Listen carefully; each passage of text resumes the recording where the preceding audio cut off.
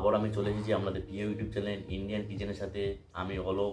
আজ আমি আপনাদেরকে এই ভিডিওর মধ্যে ফুড প্রিপারেশন কীভাবে করবেন, ফুড কীভাবে স্টোর করবেন, কতটা টেম্পারেচার খাবার বানানো উচিত এবং কতটা টেম্পারেচারের মধ্যে খাবারটা স্টোর করা উচিত, পুরো ডিটেলস আপনাদেরকে বোঝাবো। তো আপনাদের কাছে একটা রিকোয়েস্ট, আমার চ্যানেল যদি নতুন হয়ে থাকে চ্যানেলটা সাবস্ক্রাইব করে দেবেন ও পাশে থাকা বেল আইকনকে অবশ্যই বাজিয়ে দেবেন। আর এর জন্য আমি কিছু স্টেপ বাই স্টেপ বোঝাবো। যেমন প্রথমে আসছি পার্সোনাল হাইজিন সম্বন্ধে। পার্সোনাল হাইজিন কি?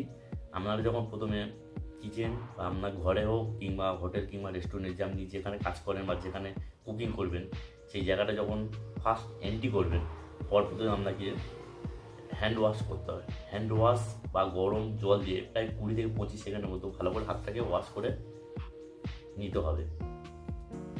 এতে করে কী হয়, বিভিন্ন রকম হাতের মধ্যে প্রয়োজন থাকতে পারে, এগুলো ধোলাই হয়ে যাবে। সেকেন্ডলি, হাতের যে নখগুলো রয়েছে এগুলোকে সপ্তাহে 1 থেকে 2 বার চেক করা দরকার, যাতে বড় না হয়ে থাকে। কারণ বড় হয়ে থাকলে কী হয়, এর মধ্যে বিভিন্ন রকম নোংরা চলে আসতে পারে আর যে কোনো খাবার কিছু বানাতে সেই পয়জনটা খাবারের মধ্যে চলে যেতে পারে। এই গেল পার্সোনালিটি, ঠিক আছে। এরপরে যেটা আসছে চপিং বোর্ড রয়েছে। অনেকে জানে না যে চপিং বোর্ড সম্বন্ধে বা চপিং বোর্ড, কোন চপিং বোর্ড কী কাজে ব্যবহার করা হয়, প্রায় বেশিরভাগ জানে না। তো এগুলো অবশ্যই করে জানা দরকার। বিভিন্ন রকম চপিং বোর্ড থাকতে পারে, একটা কিচেনের মধ্যে বিভিন্ন রকম চপিং বোর্ড থাকতে পারে। যেমন রেড থাকতে পারে, ইয়েলো থাকতে পারে, গ্রিন থাকতে পারে, হোয়াইট থাকতে পারে। এই চপিং বোর্ড থাকার কিন্তু কারণ রয়েছে, সেই কারণগুলো আমি বলবো। এগুলো কিন্তু আলাদা আলাদা কাজে ব্যবহার করা হয়। তো আপনি ধরুন রেড কাটিং বোর্ড নেবেন, এর মধ্যে র মিট যেগুলো রয়েছে সেগুলো কাটতে হবে। হোয়াইট কাটিং বোর্ড যেটা রয়েছে চপিং বোর্ড, এর মধ্যে ডেয়ারি ফ্রুট বা পনির এগুলো কাটতে হবে। ভেজিটেবল যেগুলো রয়েছে, ভেজিটেবল স্যালাড এর জন্য গ্রিন, আর ব্লু যেটা রয়েছে সেটা হচ্ছে সি ফুডের জন্য। বোঝা গেল কি কাটিং বোর্ডে কীরকম কাজ।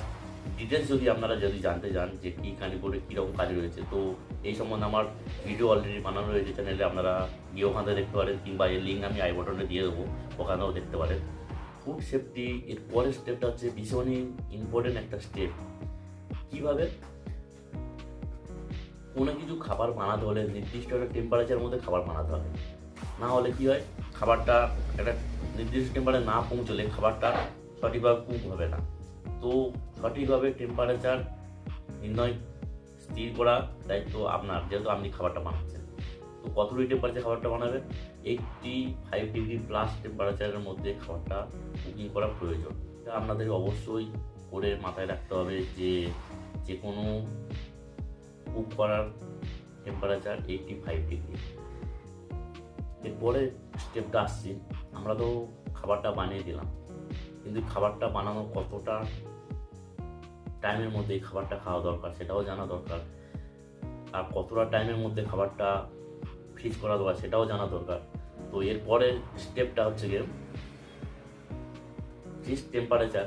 ধরুন আপনি একটা খাবার বানালেন, সেই খাবারটা প্রায় 2 থেকে 3 ঘন্টার মধ্যে আপনি বাইরে যে কোনো টাইম ঠান্ডা করা বলুন আর যে কোনো জায়গায় রেখে দিতে পারেন, কিন্তু 2 থেকে 3 ঘন্টার মধ্যে এটাকে ফ্রিজ করা অত্যন্ত দরকার। 4 থেকে 5 ডিগ্রি টেম্পারেচার হচ্ছে নর্মাল টেম্পারেচার। এটার মধ্যে আপনি সবজি, পনির, ভেজিটেবল এগুলো সব রাখতে পারেন। আর ডিপ ফ্রিজের টেম্পারেচার যে কোনো র ফিশ, র চিকেন, র মিট এগুলো সব ডিপ ফ্রিজের মধ্যে রাখতে হবে। ডিপ ফ্রিজের টেম্পারেচার 70 থেকে 80 ডিগ্রি টেম্পারেচার যে এটা ডিপ ফ্রিজের টেম্পারেচার। ফ্রিজের মধ্যে কোনো জিনিস আপনি যখনই স্টোর করবেন, ফ্রিজের মধ্যে তো রাখতে হবে। কোনো কিছু স্টোর করার সময় ওটাকে কভার লাগিয়ে বা ঢাকনা দিয়ে এখানে রাখা দরকার। এরপরে মেন ইম্পর্টেন্ট জিনিস হচ্ছে গিয়ে ক্লিনিং। দিনে কমসে কম একবার, সেটা হচ্ছে গিয়ে নাইট বা ক্লোজিং টাইম, সেটা হচ্ছে গিয়ে রাত্রেবেলা।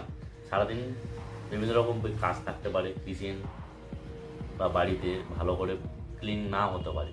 তো সবার শেষে সেটাকে গরম জল দিয়ে ভালো করে ওয়াশ করা, এটা হচ্ছে ডেলি ক্লিন। আর একটা ক্লিনিং থাকতে পারে, সেটা কি, সপ্তাহে কমসে কম একবার হলেও সপ্তাহে পুরো কিচেনটাকে একবার হলেও ভালো করে ক্লিনিং করা।